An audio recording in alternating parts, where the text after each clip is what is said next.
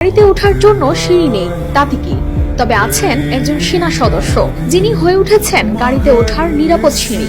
বাংলাদেশ সেনাবাহিনী নামটি শুধু যেন নিরাপত্তার প্রতীকী নয়, বিপদে আপদে এক ভরসারও নাম। কোথাও গলা সমান পানিতে, আবার কোথাও কোমর সমান পানিতে থেকেই চলছে বন্যার্ত মানুষের জীবন বাঁচানো কিংবা উদ্ধার কাজ।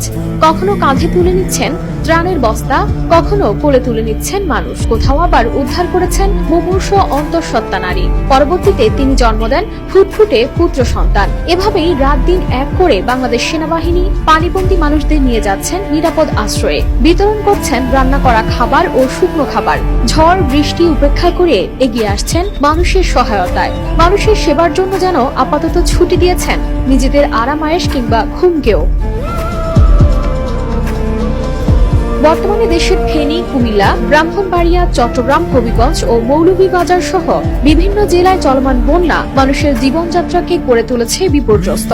হাজার হাজার মানুষ পানিবন্দী, ভুগছেন খাবার এবং আশ্রয় সংকটে। কিন্তু এই কঠিন সময়ে বাংলাদেশ সেনাবাহিনী এগিয়ে এসে বিপদগ্রস্ত মানুষদের উদ্ধার করছেন। কখনো হেলিকপ্টার থেকে, কখনো দুর্গম পাহাড়ের মধ্য দিয়ে বিতরণ করছেন ত্রাণ সামগ্রী। সেনাবাহিনীর কাজ এখানেই থেমে নেই। চট্টগ্রাম এবং বান্দরবানের মতো অঞ্চলে ভূমিধসের কারণে সড়ক যোগাযোগ বন্ধ হয়ে যায়, তখন দুর্বার শক্তি নিয়ে এগিয়ে গেছেন সেনাবাহিনী। সড়ক পরিষ্কার থেকে শুরু করে আটকে পড়া মানুষদের উদ্ধার, বিভিন্ন উপজেলায় বন্যার পানি রোধে কাজ, এমনকি বন্যার্তদের চিকিৎসা সেবা প্রদান করছে বাংলাদেশ সেনাবাহিনী।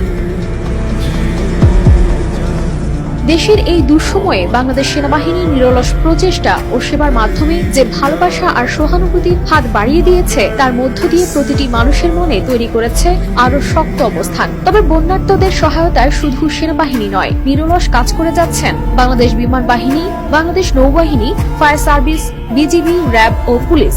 বন্যার্তদের সহায়তা নিজেদের একদিনের বেতনের সমপরিমাণ অর্থ ত্রাণ তহবিলে জমা দিয়েছেন সেনাবাহিনী, নৌবাহিনী ও বিজিবি।